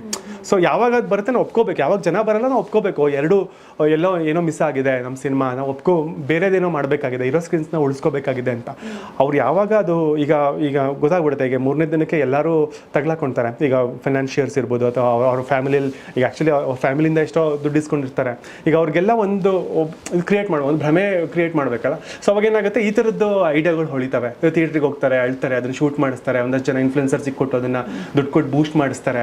ಇದೆಲ್ಲ ಯಾವಾಗ ಆಗುತ್ತೆ ಅಂದ್ರೆ ಒಂದು ಸೋಷಿಯಲ್ ವಿಕ್ಟಿಮ್ ಕಾರ್ಡ್ ಅಂತಾರೆ, ಇದು ಸೈಕಲಾಜಿಕಲಿ ಹೇಳೋದಾದ್ರೆ. ಈ ಸೋಷಿಯಲ್ ವಿಕ್ಟಿಮ್ ಕಾರ್ಡ್ನ ಪ್ಲೇ ಮಾಡೋದ್ರಿಂದ ಏನು ಲಾಭ? ಆ್ಯಕ್ಚುಲಿ ಅವ್ರ ಸುತ್ತ ಇರೋರಿಗೆ ಅವ್ರು ಆರಾಮ್ಸೆ ಮಂಗಪೂಜೆ ಏರಿಸ್ಬೋದು, ನಮಗೆ ಮಂಗಪೂಜೆ ಏರಿಸ್ಬೋದು, ಜನಗಳಿಗೆ ಏರಿಸ್ಬೋದು. ಸೊ ಈ ಥರದ್ದೆಲ್ಲ ಆಯ್ತು. ಬಟ್ ಯಾವಾಗ ನಮ್ಮ ಕಂಪ್ನಿ ಅದಾದಮೇಲೂ 3 ಸಿನಿಮಾ ಮಾಡಿದ್ವಿ, ಮತ್ತು ಆ 3 ಸಿನಿಮಾದವರು ಯಾವಾಗ ನಮಗೆ ಟರ್ನಪ್ ಆಗಿ ನನ್ನ ಬ್ಯಾನರಲ್ಲೇ ರಿಲೀಸ್ ಮಾಡಿದ್ರು. ಸೊ ಅಲ್ಲಿಗೆ ನಮ್ಮದು ನಾನು ಡಿಫೆಂಡ್ ಆಗಿಬಿಟ್ಟೆ. ಬಟ್ ಅವ್ರು ದುಡ್ಡು ಕೊಟ್ಟಿರೋರ ಕತೆ, ಈಗ ಅವರಿಗೆ ವಿಕ್ಟಿಮ್ ಕಾರ್ಡ್ ಪ್ಲೇ ಮಾಡಿದ್ದಾರೆ, ಈಗ ಅವ್ರಿಗೆ ಈಸಿ, ಅದನ್ನು ಎಸ್ಕೇಪ್ ಮಾಡ್ಕೊಳೋದು ಈಸಿ. ಸೊ ಇದು ನಡೆದಿದ್ದು. ಸೊ ಇದು ಆಗಬಾರ್ದು, ಈ ಥರ ಯಾರಿಗೂ ಮಾಡಬೇಡಿ ಅಂತ ನಾನು ಹೇಳ್ತೀನಿ. ದಯವಿಟ್ಟು ಒಳ್ಳೆ ಸಿನಿಮಾ ಮಾಡಿ, ಡೆಫಿನೆಟ್ಲಿ ನಿಮಗೆಲ್ಲನೂ ಒಳ್ಳೇದೇ ಆಗುತ್ತೆ. ನಾವು ಯಾವಾಗ ನಮ್ಮ ಸಿನಿಮಾ ಅಷ್ಟು ಹೋಗಲ್ವೋ ಇಮಿಡಿಯೇಟ್ ಅದನ್ನು ಒಪ್ಕೊಂಡು ನೆಕ್ಸ್ಟ್ ಪ್ಲ್ಯಾನ್ ಮಾಡಬೇಕು, ನೆಕ್ಸ್ಟ್ ನಾನು ಇನ್ನೂ ಬೆಸ್ಟ್ ಮಾಡ್ತೀನಿ ಅನ್ನೋದು. ಕೊರಗ್ಲು ಬರೋದು, ಅದು ತಪ್ಪಾಗುತ್ತೆ. ದುಡ್ಡು ಬರುತ್ತೆ ಹೋಗುತ್ತೆ, ಹೆಸರು ಬರುತ್ತೆ ಹೋಗುತ್ತೆ, ಆದರೆ ಸಿನಿಮಾ ಪ್ಯಾಷನ್ ಹಾಗೆ ಇರುತ್ತೆ. ಸೊ ಅದು ಮತ್ತೆ ನಮ್ಮನ್ನು ಫಿನಿಕ್ಸ್ ಥರ ಮತ್ತೆ ಎಷ್ಟೇ ನಮಗೆ ಯಾರೇ ತುಳಿದ್ರು ಮತ್ತೆ ಎದ್ದು ಬರೋ ಥರ ಮಾಡ್ತಾ ಇರುತ್ತೆ. ಸಿನಿಮಾ ತಾಕತ್ತು ಅದು. ಆ್ಯಕ್ಚುಲಿ ಆ ತಾಕತ್ತನ್ನ ತಿಳ್ಕೊಳ್ಳಿ ಅಂತ ನಾನು ಹೇಳ್ತೀನಿ. ಅದೇ ತುಂಬಾ ಜನ ಪ್ಯಾಷನ್ ಇಟ್ಕೊಂಡವರು, ಅದೇ ತುಂಬಾ ಜನ ಈಗ ಸೋತಾಗ ಅಳ್ತಾರಲ್ಲ, ಈಗ ಇವರು ಅಂತಲ್ಲ, ನಾನು ಕೆಲವು ಜನರನ್ನ ನೋಡಿದೀನಿ, ಅಳ್ತಾರೆ, ಬಂದು ಹೇಳ್ತಾರೆ, ಥಿಯೇಟರ್ಗೆ ಬಂದಿಲ್ಲ ಹೇಳ್ತಾರೆ. ನಾನು ಹೇಳೋದು ಅದ್ ಮಾಡಬಾರ್ದು ಅನ್ನೋದಂತಲ್ವಾ? ಹೌದು, ಅದೇ ಅದು ಏನಾಗುತ್ತೆ, ಈಗ ನಮಗೆ ನಾವು ಎಮೋಷ್ನಲ್ ಆಗ್ಬಿಡ್ತೀವಿ. ನಾವು ಆ್ಯಕ್ಚುಲಿ ನೋಡೋರ್ನ ಎಮೋಷ್ನಲ್ ಮಾಡಬೇಕು, ನಾವು ಯಾವತ್ತೂ ಎಮೋಷ್ನಲ್ ಆಗಬಾರ್ದು. ಹಂಗಾದಾಗ ಏನಾಗುತ್ತೆ, ನಮಗೆ ಸೀರಿಯಸ್ನೆಸ್ ಹೊರಟೋಗುತ್ತೆ. ಅಂದರೆ ನಾವು ನಾನು ಹೇಳಿದ್ನಲ್ಲ, ಇಡೀ ಎಂಟೈರ್ ಸಮಾಜಕ್ಕೆ, ಫಿಲ್ಮ್ ಫ್ರಾಟರ್ನಿಟಿಗೆ ನಾವು ರಾಂಗ್ ಮೆಸೇಜ್ ಕೊಟ್ಟಂಗೆ ಆಗುತ್ತೆ. ಈ ಸಿನಿಮಾ ಇವರು ವೀಕ್ ಪೀಪಲ್ಲು ಹಿಂಗೆ ಬಂದ್ಬಿಡುತ್ತೆ ಸೊಸೈಟಿಲಿ, ಈ ಥರದ್ದು ಬಂದ್ಬಿಡುತ್ತೆ. ನೀವು ಯಾವಾಗ ಸೋಷಿಯಲ್ ವಿಕ್ಟಿಮ್ ಕಾರ್ಡ್ ಪ್ಲೇ ಮಾಡ್ತಿರೋ, ಸೊ ಅಲ್ಲಿಗೆ ಅದು ಸಿಂಪ್ಯಾತಿ. ಸೊ ಅದು ನನಗೆ ಪ್ಲಸ್ ಆಗ್ಬೋದು, ಬಟ್ ಇಂಡಸ್ಟ್ರಿಗೆ ಮೈನಸ್ ಆಗುತ್ತೆ. ಸೊ ಹಂಗೆ ಮಾಡಿನೇ ಇನ್ನೂ ನಮಗೆ ಹಾಳಾಗ್ತಾ ಇರೋದು ರೆಪ್ಯುಟೇಷನ್ ಸಿನಿಮಾದು. ಅದನ್ನು ಮಾಡಬಾರ್ದು. ಅದು ತುಂಬ ಖೇದಕರವಾದಂಥ ವಿಷಯ. ಅದು ಆ್ಯಕ್ಚುಲಿ ಅದಾಗಬಾರ್ದು. ಆ್ಯಕ್ಚುಲಿ ಅದು ದುರಂತ. ದುರಂತನೇ ಅದು. ಯಾಕಂದ್ರೆ ಅದು ಅದನ್ನ ಸ್ವಲ್ಪ ನಾವು ನಮ್ಮನೆ ಸ್ವಲ್ಪ ನಾವು ವೀಕ್ ಅಂತ ನಾವು ಪೋರ್ಟ್ರೇ ಮಾಡಿದ ರೀತಿ ಆಗುತ್ತೆ. ಬಟ್ ಈಗ ನೀವು ನಾಲೆಜ್ ಅಂತ ಹೇಳಿದ್ರಿ, ನಾನು ಎಲ್ಲೋ ಒಂದು ಈ ಮಾತನ್ನು ಕೇಳಿರೋದು, ಈಗಿನ ಪ್ರೊಡ್ಯೂಸರ್ಸ್ ಯಾರಿದ್ದಾರೆ ಅವರು ಪ್ರೊಡ್ಯೂಸರ್ಸ್ ಅಲ್ಲ, ಅವರು ಇನ್ವೆಸ್ಟರ್ಸ್ ಅಂತ. ಪ್ರೊಡಕ್ಷನ್ ನಾಲೆಜ್ ಅವರಿಗೆ ಇರೋದಿಲ್ಲ ಅಂತ. ಅದು ಎಷ್ಟು ಸತ್ಯ ಮತ್ತೆ ಎಷ್ಟು, ಈಗ ನೀವು ಹೇಳಿದ್ರಿ ನೋಡಿ, ಇದು ಸಿನಿಮಾ ಬಿಸ್ನೆಸ್ ಅಂತ ಹೇಳಿದ್ರಿ, ಇಷ್ಟೆಲ್ಲ ವಿಷಯಗಳನ್ನ ಹೇಳಿದ್ರಿ. ಮೇ ಬಿ ಕೆಲವರಿಗೆಲ್ಲ ಗೊತ್ತೇ ಇಲ್ಲ ಅನ್ಸುತ್ತೆ ಅವರಿಗೆ, ಓ ಇದೆಲ್ಲ ಇರುತ್ತೆ ಅಂತ, ಪ್ರಮೋಷನ್ ಅದು ಇಷ್ಟೆಲ್ಲ ಇರುತ್ತೆ, ದುಡ್ಡು ಹಾಕೋದು ಅಂದ್ರೆ ಇಷ್ಟೆಲ್ಲ ವೇಲ್ ದುಡ್ಡು ತೆಗಿಬಹುದು ಅನ್ನೋದು ಗೊತ್ತಿಲ್ಲ, ಅಂಡ್ ದುಡ್ಡು ಎಲ್ಲೆಲ್ಲಿ ಎಷ್ಟು ಹಾಕ್ಬೇಕು ಅನ್ನೋದು ಗೊತ್ತಿರಲಿಲ್ಲ. ಇದೆಲ್ಲ ನಾಲೆಜ್. ಹೌದು. ಸೊ ಈಗ ಇನ್ವೆಸ್ಟರ್ಸ್ ಜಾಸ್ತಿ ಆಗಿದ್ದಾರೆ. ಸೊ ಇನ್ವೆಸ್ಟರ್ಸ್ ಅಂತಂದ್ರೆ ಈಗ ಅವ್ರಿಗೆ ನಾವು ಇನ್ವೆಸ್ಟರ್ಸ್ ಅಂತ ಹೇಳಿದ್ರೆ ಅವ್ರು ಒಪ್ಕೊಳಲ್ಲ, ನಾವು ಪ್ರೊಡ್ಯೂಸರ್ಸ್ ಅಂತ ಹೇಳ್ತಾರೆ. ಬಟ್ ಆಕ್ಚುಲಿ ನೀವು ಪ್ರೊಡಕ್ಷನ್ ಎಲ್ಲ ನೀವು ಕಲಿಬೇಕು ಅಂತಂದ್ರೆ ಅಟ್ಲೀಸ್ಟ್ ನೀವು ಪ್ರೊಡಕ್ಷನ್ ಮಾಡೋದಕ್ಕಿಂತ ಮುಂಚೆ ಇನ್ನೊಂದು ಪ್ರೊಡಕ್ಷನ್ ಹೌಸಲ್ಲಿ ಅಟ್ಲೀಸ್ಟ್ ವರ್ಕ್ ಮಾಡಿ, ಎಕ್ಸಿಕ್ಯೂಟಿವ್ ಪ್ರೊಡ್ಯೂಸರ್ ಆಗೋ, ಲೈನ್ ಪ್ರೊಡ್ಯೂಸರ್ ಆಗೋ ವರ್ಕ್ ಮಾಡಿದ್ರೆ ಸೊ ಅವ್ರಿಗೆ ನಾವು ಯಾವುದೂ ಹೇಳ್ಕೊಡೋ ಅಗತ್ಯನೇ ಇರಲ್ಲ. ಅಲ್ಲೇ ನಿಮ್ಗೆ ಎಲ್ಲ ಕೇಸ್ ಸ್ಟಡೀಸು ಸಿಕ್ಕೋಗ್ಬಿಡುತ್ತೆ. ಬಟ್ ಇಲ್ಲಿ ಏನಾಗುತ್ತೆ, ದುಡ್ಡಿರುತ್ತೆ ನೋಡಿ, 1 ಕೋಟಿ ಎಲ್ಲ ಈಗಿನ ಕಾಲಕ್ಕೆ ಏನೂ ಅಲ್ಲ, ಹಿಂಗೆ ಅಡ್ಜಸ್ಟ್ ಮಾಡ್ಕೊಂಡು ಸಿನಿಮಾ ಮಾಡಿಬಿಡ್ತಾರೆ. ಹಾಗಾಗಿ 250 ಸಿನಿಮಾ 270 ಸಿನಿಮಾ ತನಕ ಪ್ರೊಡಕ್ಷನ್ ಆಗ್ತಾ ಇರೋದು ಕನ್ನಡ ಇಂಡಸ್ಟ್ರಿಯಲ್ಲಿ. ಸೊ ಅದು ಈಸಿ. ಆದರೆ ಇಲ್ಲಿ ಕ್ರಾಫ್ಟ್ಮನ್ಶಿಪ್ ಅಂತ ಇದೆಯಲ್ಲ, ಅದು ಬರೋದು ತುಂಬ ಕಷ್ಟ. ನಾನು ಹೇಳಿದ್ನಲ್ವಾ, ಅಗೇನ್ ನಿಮ್ಗಿರೋ ನಾಲೆಡ್ಜು 3ನೇ ಕ್ಲಾಸು, ನೀವು ಬರೋಕ್ಕೆ ಹೋಗ್ತಾ ಇರೋದು IAS. ಇದೇ ಆಗ್ತಾ ಇದೆ, ಎಲ್ಲರಿಗೂ ಇದೇ ಆಗ್ತಾ ಇದೆ, ಅದು ಆಗಬಾರ್ದು. ಮತ್ತು ಈಗ ನಿಮಗೆ ಅಲ್ಲಿ ನೋಡಿ, ನಿಮಗೆ ಒಬ್ಬ ಪ್ರೊಡ್ಯೂಸರ್ ಅಂತಂದರೆ ಅವ್ರಿಗೆ ಒಳ್ಳೆ ಗೈಡ್ಲೈನ್ಸ್ ಕೊಡೋರು ಬೇಕು. ಅವ್ರು ಫಸ್ಟ್ ಅದನ್ನೇ ಮಾಡಲ್ಲ, ಗೈಡ್ಲೈನ್ಸ್ ಅಂತ ತೊಗೊಳೋದೇ ಇಲ್ಲ. ಇಲ್ಲ ಬರೀ ಡೈರೆಕ್ಟರ್ ಮೇಲೆ ಡಿಪೆಂಡ್ ಆಗ್ತಾರೆ, ಇಲ್ಲ ಯಾರು ಡೈರೆಕ್ಟರ್ನ ಇದು ಮಾಡಿಸಿರ್ತಾರೆ ಇವ್ರಿಗೆ ಪರಿಚಯ ಅವ್ರ ಮೇಲೆ ಡಿಪೆಂಡ್ ಆಗ್ತಾರೆ. ಅವರು ಇನ್ ಕೇಸ್ ಆ ವ್ಯಕ್ತಿ ಚೆನ್ನಾಗಿದ್ದರೆ ಓಕೆ. ಈಗ ಅವನೇನಾದರೂ ಅವನ್ನ ಸ್ವಂತ ಇಚ್ಛೆಗೆ ಇವ್ರನ್ನ ಮಿಸ್ಲೀಡ್ ಮಾಡೋ ಅಂಥದ್ದಾಗಲಿ, ಅದು ಕಮಿಷನ್ ದಂಧೆ ತುಂಬ ಇದೆ ಆಯಿತಾ. ಮತ್ತು ಈಗ ಮಿಸ್ಲೀಡ್ ಮಾಡೋದು ಅಥವಾ ನಿಮಗೆ ಲೆಕ್ಕಗಳು ತಪ್ಪಾಗಿ ಇದನ್ನು ಕೊಡೋದು, ಲೆಕ್ಕ ಕೊಡೋದು, ಈ ಥರದ್ದೆಲ್ಲ ಇದೆ. ಹಂಗಾದಾಗ ಡೆಫಿನೆಟ್ಲಿ ಅವ್ರಿಗೆ ತುಂಬ ಲಾಸ್ ಆಗುತ್ತೆ. ಸೊ ಈಗ ಇನ್ವೆಸ್ಟರ್ಸ್ ಅಂತಲೇ ಅನ್ಬೇಕು ಹಂಗೆ ನೋಡ್ಕೊಂಡ್ರೆ. ನೀವು ಸೈಂಟಿಫಿಕಲಿ ಮಾಡಿದ್ರಷ್ಟೇ ಪ್ರೊಡ್ಯೂಸರ್ ಅಂದರೆ ಸಮಥಿಂಗ್ ಲೈಕ್ ಕೆಪಬಿಲಿಟಿ ಇರೋರು ಪ್ರೊಡ್ಯೂಸ್ ಲರ್ನಿಂಗ್ ಅಂತ ಇರುತ್ತೆ ತಾನೇ, ಹೆಂಗೆ ಪ್ರೊಡಕ್ಷನ್ ಮಾಡಬೇಕು ಅಂತ ಅದೊಂದು ಟೀಮೇ ಇರುತ್ತೆ. ಹೌದು ನೋಡಿ, ಎಲ್ಲರಿಗೂ ನಾನು ಹೇಳೋದು, ನಿಮಗೆ ಪ್ರಿಯರ್ ಟು ಫಿಲ್ಮ್ ಮೇಕಿಂಗ್ ಒಂದಷ್ಟು ಎಕ್ಸ್ಪೀರಿಯನ್ಸ್ ನೀವು ತೊಗೋಬೇಕು. ಪ್ರೊಡ್ಯೂಸರ್ ಆದವರು ಅಟ್ಲೀಸ್ಟ್ ಇನ್ನೊಂದು ಪ್ರೊಡಕ್ಷನಲ್ಲಿ ಏನಾದರೂ ಒಂಚೂರು ವರ್ಕ್ ಮಾಡಿ ಒಂದು ಸ್ವಲ್ಪ ಬೇಸಿಕ್ಸ್ನ ತಿಳ್ಕೊಂಡು ಬಂದರೆ ಒಳ್ಳೆಯದು. ಡೈರೆಕ್ಷನ್ ಮಾಡೋರು ಅಷ್ಟೇ, ಫಸ್ಟ್ ಅಟ್ಲೀಸ್ಟ್ ಒಂದು ಶಾರ್ಟ್ ಮೂವಿ ಮಾಡಿ ಅಂತ ಹೇಳ್ತೀನಿ ನಾನು. ನಿಮಗೆ ಇಲ್ಲಿ ಬಂದು ನೆಟ್ ಪ್ರಾಕ್ಟೀಸ್ ಮಾಡೋದಕ್ಕಿಂತ ನೆಟ್ ಪ್ರಾಕ್ಟೀಸ್ ಮಾಡಿಕೊಂಡು ಫೀಲ್ಡಿಗೆ ಬನ್ನಿ ಅಂತ ಹೇಳ್ತೀನಿ. ಸೊ ಡೆಫಿನೆಟ್ಲಿ ಅವಾಗ ಡಕ್ಔಟ್ ಆಗೋದು ನಿಮಗೆ ಅವಾಯ್ಡ್ ಆಗುತ್ತೆ, ಮತ್ತು ಗೊತ್ತಾಗ್ಬಿಡುತ್ತೆ. ಮತ್ತು ಇಲ್ಲೇನಾಗುತ್ತೆ, ನಿಮಗೆ ಸಿನಿಮಾ ಅನ್ನೋದು ಹೆಂಗೆ ಅಂದರೆ, ನೀವು ಒಂದು 2.5 ಗಂಟೆ ಸಿನಿಮಾ ಮಾಡ್ತೀರಾ, ಒಂದು 20-30 ದಿನ ಶೂಟ್ ಮಾಡ್ತೀರಾ ಅಂದರೆ ನಿಮಗೆ ಜಡ್ಜ್ಮೆಂಟ್ ಹೊರಟೋಗುತ್ತೆ. ಸಿನಿಮಾ ನೋಡಿ ನನ್ನ ಸಿನಿಮಾ ಸೂಪರ್ ಆಗಿದೆ, ಅದೇ ಹೇಳಿದ್ನಲ್ಲ, ಬಾಹುಬಲಿ ಫೀಲ್ ಬರ್ತಾ ಇರುತ್ತೆ. ಬಟ್ ನೋಡೋರು ಹಿಂಗಡೆ ಅದನ್ನು ಆಡ್ಕೊತಾ ಇರ್ತಾರೆ. ಅದೇ ಥಿಯೇಟ್ರಿಗೆ ಬಂದಾಗಲೇ ಗೊತ್ತಾಗೋದು ಅವ್ರಿಗೆ ಇದು ಮಿಸ್ ಹೊಡ್ದಿದೆ ಅಂತ ಅನ್ನೋದು. ಸೊ ಇದಾಗುತ್ತೆ. ಇದಾಗಬಾರ್ದು ಅಂದರೆ ಅವರು ಪ್ರಿಪ್ರೇಷನ್ ಚೆನ್ನಾಗಿರಬೇಕು ಎಲ್ಲರದು. ಪ್ರೊಡಕ್ಷನ್, ಯಾಕಂದರೆ ನೋಡಿ, ಪ್ರೊಡಕ್ಷನ್ ಹೌಸ್ ಅಂತ ಇರುತ್ತೆ. ಪ್ರೊಡಕ್ಷನ್ ಹೌಸ್ ಅಂತಂದರೆ ರೆಗ್ಯುಲರಾಗಿ ಸಿನಿಮಾಗಳನ್ನ ಪ್ರೊಡ್ಯೂಸ್ ಮಾಡ್ತಾರೆ. ನಮಗೆ ಸುಮಾರು ಇದ್ದು ಮೊದಲು, ಇವಾಗ ತುಂಬ ಕಡಿಮೆ ಆಗಿದೆ, 1-2 ಉಳ್ಕೊಂಡಿದೆ ಪ್ರಾಪರಾಗಿ ನಿಮಗೆ ಫ್ರೀಕ್ವೆಂಟಾಗಿ ಸಿನಿಮಾ ಮಾಡೋರು. ಅದು ಬಟ್ ಬೇರೆ ಭಾಷೆಯಲ್ಲಿ ಇದ್ದಾರೆ. ಈಗ ತೆಲುಗು ತುಂಬ ಪ್ರೊಡಕ್ಷನ್ ಹೌಸಸ್ ಇದೆ. ಸೊ ಅವಾಗ ಏನಾಗುತ್ತೆ, ಅವರು ತುಂಬ ಪ್ರೊಫೆಷನಲ್ ಆಗಿರ್ತಾರೆ, ಮತ್ತು ಅವ್ರಿಗೆ ಎಲ್ಲನೂ ಗೊತ್ತಿರುತ್ತೆ, ಕೇಸ್ ಸ್ಟಡೀಸ್ ಗೊತ್ತಿರುತ್ತೆ, ಡೂಸ್ ಆ್ಯಂಡ್ ಡೋಂಟ್ಸ್ ತುಂಬ ಚೆನ್ನಾಗಿ ಅವ್ರು ತಿಳ್ಕೊಂಡಿರ್ತಾರೆ, ಬಿಸ್ನೆಸ್ದಾಗಲಿ ಎಕ್ಸಿಕ್ಯೂಷನ್ದಾಗಲಿ ಟೆಕ್ನಾಲಜಿದಾಗಲಿ. ಬಟ್ ಇಲ್ಲಿ ಏನಾಗ್ತಿದೆ, ನಮಗೆ ಪ್ರಾಪರಾಗಿ ಸೆಟಪ್ ಆಗಿರೋ ಪ್ರೊಡಕ್ಷನ್ ಹೌಸಸ್ ಇಲ್ಲ. ಬರ್ತಾರೆ, 1 ಕೋಟಿ ಇನ್ವೆಸ್ಟ್ ಮಾಡ್ತಾರೆ, ಬರಲ್ಲ, ಸಿನಿಮಾ ಸರಿ ಇಲ್ಲ ಅಂತ ಹೊರಟೋಗ್ತಾರೆ. ಹಂಗೆ ಮಾಡಬಾರ್ದು. ನೀವು ಎಲ್ಲಿ ಕಳ್ಕೊತೀರೋ ಅಲ್ಲೇ ಹುಡುಕಿ, ಸಿಗುತ್ತೆ. ಯಾಕಂದರೆ ನೀವು ಅಷ್ಟು 1 ಕೋಟಿ ಕೊಟ್ಟು ಒಂದು ಕೋರ್ಸ್ನ ಕಲ್ತಂಗೆ ನೀವು ಅಷ್ಟು ಕಲ್ತಿದ್ದೀರಾ ಅಂದಮೇಲೆ ಆ ನಾಲೆಡ್ಜ್ನ ಅಪ್ಲೈ ಮಾಡಿ. ಬಟ್ ಅವರು ನೆಗೆಟಿವ್ ಆಗ್ತಾರೆ, ಇನ್ನೊಬ್ರಿಗೂ ಮಾಡೋರ್ಗು ಬೇಡ ಮಾಡಬೇಡ, ಲಾಸ್ ಆಗಿಬಿಡುತ್ತೆ ಅಂತ ಎದುರ್ಕೊಂಡು ಹೊರಟೋಗ್ಬಿಡ್ತಾರೆ, ಬ್ಯಾಕ್ ಆಫ್ ಆಗಿಬಿಡ್ತಾರೆ. ಆಗಿನೇ ನಮ್ಗೆ ವರ್ಷಕ್ಕೆ 250 ಸಿನಿಮಾ ಆಗ್ತಿದೆ, ಬಟ್ ಅವ್ರು ಯಾರೂ ಟರ್ನ್ ಅಪ್ ಆಗ್ತಾ ಇಲ್ಲ, ಮತ್ತೆ ಸಿನಿಮಾ ಮಾಡ್ತಾ ಇಲ್ಲ. ಮಾಡ್ಬೇಕು ಅವ್ರು ಆಕ್ಚುಲಿ ಮಾಡಬೇಕು ಅಂದ್ರೆ. ಈಗ ನಂಗನ್ಸುತ್ತೆ, ಈಗ ಡೈರೆಕ್ಟರ್ ಕಿಂಗ್ ಅಂತ ಹೇಳ್ತಾರೆ, ಹೇಗೆ ಅದನ್ನೆಲ್ಲ ಪ್ಲಾನ್ ಮಾಡ್ತಾರೆ ಅಂತ. ಬಟ್ ನಾನು ಹೇಳ್ತೀನಿ, ನನ್ಗನ್ಸುತ್ತೆ ಪ್ರೊಡ್ಯೂಸರೇ ಕಿಂಗ್, ಆ ಪ್ರೊಡಕ್ಷನ್ ಟೀಮ್. ಯಾಕಂದ್ರೆ ನೀನ್ ಎಂತ ಡೈರೆಕ್ಟರ್ನ ಸೆಲೆಕ್ಟ್ ಮಾಡ್ತೀಯಾ, ನೀನ್ ಎಂತ ಹೀರೋನ್ ಸೆಲೆಕ್ಟ್ ಮಾಡ್ತೀಯಾ, ನೀನ್ ಎಂತ ಆಕ್ಟರ್ಸ್ನ ಸೆಲೆಕ್ಟ್ ಮಾಡ್ತೀಯಾ, ನೀನ್ ಎಂತ ಸ್ಕ್ರಿಪ್ಟ್ ರೈಟರ್ನ ಸೆಲೆಕ್ಟ್ ಮಾಡ್ತೀಯಾ, ಯಾರು ಡೈಲಾಗ್ ಬರೀತಾರೆ, ಯಾರು ಕಲರಿಂಗ್ ಮಾಡ್ತಾರೆ, ಯಾರು ಅದನ್ನ ಪ್ಲಾನ್ ಮಾಡ್ತಾರೆ, ದುಡ್ಡು ಕೊಡೋದು ಇವ್ರು ತಾನೆ. ಇವ್ರಷ್ಟು ಪರ್ಫೆಕ್ಟ್ ಇದ್ರೆ ಏನು ಪ್ರಾಬ್ಲಮ್ ಆಗಲ್ಲ. ಬಟ್ ನಾನೀಗ ಆಲ್ಮೋಸ್ಟ್ ಕೇಳಿರೋದ್ರಲ್ಲಿ ನಮ್ಮ ಅಪ್ಪನೇ ಪ್ರೊಡ್ಯೂಸರ್, ಅವ್ರು ಬಿಸ್ನೆಸ್ ಮ್ಯಾನ್, ಅವ್ರು ಬಂದ್ರು, ನಾನೀಗ ಬಿಸ್ನೆಸ್ ಮ್ಯಾನ್ ಪ್ರೊಡಕ್ಷನ್ ಮಾಡಕ್ ಬಂದಿದ್ದೀನಿ, ಇಂಥದ್ದೆಲ್ಲ ಜಾಸ್ತಿ ಕೇಳ್ತಿದ್ದೀನಿ ನಾನು. ಸೊ ಅದ್ ನೋಡಿ ಎಷ್ಟು, ಅದೇ 3ನೇ ಕ್ಲಾಸಿಗೂ IASಗೂ ಇರೋ ವ್ಯತ್ಯಾಸ. ಮೇ ಬಿ ಅದಕ್ಕೆ ವರ್ಕ್ ಆಗ್ತಿಲ್ಲ. ಅದೇ ಆಗ್ತದೆ. ಈಗ 3ನೇ ಕ್ಲಾಸ್ ಅವರು IAS ಬರ್ದು ಫೇಲ್ ಆಗ್ತಾರೆ, ಅವ್ರು ಇನ್ನೊಬ್ಬ 3ನೇ ಕ್ಲಾಸ್ ಅವ್ನಿಗೆ ಹೇಳ್ತಾನೆ, ಇಲ್ಲ ಅದು ತುಂಬಾ ಕಷ್ಟ, ಅದು ಎಕ್ಸಾಮೇ ಸರಿ ಇಲ್ಲ ಅಂತ ಹೇಳ್ತಾನೆ. ಅದನ್ನ ನಂಬ್ಕೊಂತಾನೆ. ಇದೇ ಚೈನ್ ಆಫ್ ರಿಯಾಕ್ಷನ್ ಆಗ್ತಾ ಇರೋದು. ಸೊ ಇಲ್ಲಿ ಯಾವಾಗ ಪ್ರಾಪರ್ ಪ್ರೊಡಕ್ಷನ್ ಹೌಸ್ ಸೆಟಪ್ ಆಗುತ್ತೆ, ಸೊ ಅವಾಗ ಪ್ರೊಡಕ್ಷನ್ ಹೌಸು ಡೈರೆಕ್ಟರ್ಸ್ಗೆ ಡೈರೆಕ್ಷನ್ಸ್ ಕೊಡುತ್ತೆ, ಅಥವಾ ಅವ್ರ ಕೆಲಸನ ಈಸಿ ಮಾಡುತ್ತೆ. ಇಲ್ಲೇನಾಗುತ್ತೆ, ಡೈರೆಕ್ಟ್ರೇ ಎಲ್ಲ ಮಾಡಬೇಕು, ಬಿಸ್ನೆಸ್ಸು ಅವನೇ ಮಾಡಬೇಕು, ಆರ್ಟಿಸ್ಟನ್ನು ಅವನೇ ಕನ್ವಿನ್ಸ್ ಮಾಡಬೇಕು, ಬ್ರ್ಯಾಂಡಿಂಗು ಅವನೇ ತರಬೇಕು. ಈ ಥರ ಪರಿಸ್ಥಿತಿ ಇದೆ ನಮ್ಮ ಕನ್ನಡ ಇಂಡಸ್ಟ್ರಿಯಲ್ಲಿ ಇವಾಗ. ಅವನೇನು ಮಾಡಿರ್ತಾನೆ, ಪಾಪ ಬಂದಿರ್ತಾನೆ, 1-2 ಸಿನಿಮಾ ಜಸ್ಟ್ ಅಲ್ಲಿ ಹೋಗ್ಬಿಟ್ಟು ಫೀಲ್ಡ್ ಕ್ಲಿಯರ್ ಮಾಡೋದು, ಜನಗಳು ಓಡಿಸೋದು, ಇದನ್ನು ಮಾಡಿರ್ತಾನೆ. ನೆಕ್ಸ್ಟ್ ಸಿನಿಮಾಗೆ ಸಿನಿಮಾ ಅಂತ ತೊಗೊಂಡ್ರೆ ಅವನದೇ ಸ್ಟಾರ್ಟ್ ಮಾಡ್ತಾನೆ ನಾನೇ ಡೈರೆಕ್ಷನ್ ಮಾಡ್ತೀನಿ ಅಂತ, ಯಾರೊಬ್ರು ಸಿಕ್ಬಿಡ್ತಾರೆ ಸಿನಿಮಾ ಪ್ಯಾಷನ್. ಯಾಕಂದ್ರೆ ನೋಡಿ ಇಂಡಿಯಾದಲ್ಲಿ ಸಿನಿಮಾ ಅನ್ನೋದು ಇದು ಲೈಫ್ಗಿಂತ ದೊಡ್ಡದು ಎಲ್ಲರಿಗೂ. ಇವಾಗ ಅನಿಸ್ತಿದೆ. ಹೌದು, ಎಲ್ಲರಿಗೂ ಸಿನಿಮಾ ಅಟ್ರಾಕ್ಷನ್ ಇದೆ, ಅದು ಒಂದು ಹುಚ್ಚಿದೆ ಪ್ರತಿಯೊಬ್ಬರಿಗೂ ಇರುತ್ತೆ. ಅಂತ IAS ಅಧಿಕಾರಿ ಕೇಳಿದ್ರು ನಾನು ಇಂಥ ಸ್ಟಾರ್ ಸಿನಿಮಾ ಇಷ್ಟಪಡ್ತೀನಿ, ಇಂಥ ಸಿನಿಮಾ ನಾನು ಇಷ್ಟಪಡ್ತೀನಿ ಅಂತಾರೆ. ಬಟ್ ಆ ಇಷ್ಟ ಅಷ್ಟೇನೆ ನಿಮಗೆ ಸಿನಿಮಾ ಬಂದಿಲ್ಲಿ ವರ್ಕ್ ಆಗಲ್ಲ. ಆ್ಯಕ್ಚುಲಿ ಬರೀ ಇಷ್ಟದಿಂದ ನೀವು ಸಿನಿಮಾ ಮಾಡೋಕ್ಕಾಗಲ್ಲ. ಇಲ್ಲಿ ಬಂದರೆ ಅದೊಂದು ಸೈನ್ಸ್ ಇದೆ, ಅದೊಂದು ಕ್ರಾಫ್ಟ್ಮನ್ಶಿಪ್ ಇದೆ, ನೀವು ಕಲಿಬೇಕು ಅನ್ನೋದನ್ನ ಯಾರು ಅರ್ಥ ಮಾಡ್ಕೊತಾ ಇಲ್ಲ. ಎಲ್ಲ ಶೂರಾದಿ ಶೂರ ವೀರಾದಿ ವೀರರು. ಬಂದೆ ಫೀಲ್ಡ್ ಕ್ಲಿಯರ್ ಮಾಡಿದೆ, ನೆಕ್ಸ್ಟ್ ಸಿನಿಮಾಗೆ ನಾನು ಡೈರೆಕ್ಟರ್ ಅದೇ, ಆಮೇಲೆ ಏನು ಮಾಡಿದೆ ಅಷ್ಟೇ ಮುಗೀತು, ಊರ ಕಡೆಗೆ ಹೊರಟೆ. ಇದೇ ಆಗ್ತಾ ಇದೆ. ನಾನು ನೋಡ್ತಾ ಇದ್ದೀನಿ, ಯಾರನ್ನೇ ಕೇಳಿದ್ರು ಆ ಪ್ರೊಸೆಸ್ಸಲ್ಲಿ ಇರ್ತಿಲ್ಲ, ಮಗ ಬಿಟ್ಟು ಹೋಗಿ ಊರಿಗೆ ಹೋಗೋಣ ಅಂತಿದ್ದೀನಿ ಅಂತಾರೆ ಎಷ್ಟೋ ಜನ ಕೇಳಿದ್ರೆ. ಅಟ್ಲೀಸ್ಟ್ ಊರಲ್ಲಿ ಏನಾದ್ರು ಇದ್ರೆ ಪರವಾಗಿಲ್ಲ, ಇಲ್ಲ ಅಂದ್ರೆ ಇಲ್ಲ ಅವ್ರು ಇರೋಕ್ಕಾಗಲ್ಲ. ನೀವು ಒಂದು ಸತಿ ನಿಮಗೆ ಬಣ್ಣ ಬಿತ್ತು ಅಂದರೆ ಕೊನೆ ತನಕ ಸೆಳೆಯುತ್ತೆ, ಅದರ ತಾಕತ್ತಂಥದ್ದು. ಅದು ನಿಮಗೆ ಅದು ಬಿಟ್ಕೊಡಲ್ಲ. ಹಂಗೆ ನೀವು ಅದನ್ನು ಬಿಟ್ಕೊಡ್ಬೇಡಿ, ಅದನ್ನು ಒಂದು ಪ್ರಾಪರ್ ವೇಯಲ್ಲಿ ಅದನ್ನು ನೀವು ಇದನ್ನು ಕನ್ಸ್ಯೂಮ್ ಮಾಡಬೇಕು. ಮಾಡಿಬಿಟ್ಟು ಒಂದು ನಾಲೆಡ್ಜ್ ಕನ್ಸ್ಯೂಮ್ ಮಾಡಿ ಅದನ್ನು ಎಕ್ಸಿಕ್ಯೂಟ್ ಮಾಡಬೇಕು, ಒಳ್ಳೇದಾಗುತ್ತೆ. ಅದನ್ನು ನಾನು ಹೇಳಕ್ಕೆ ಇಷ್ಟಪಡ್ತೀನಿ.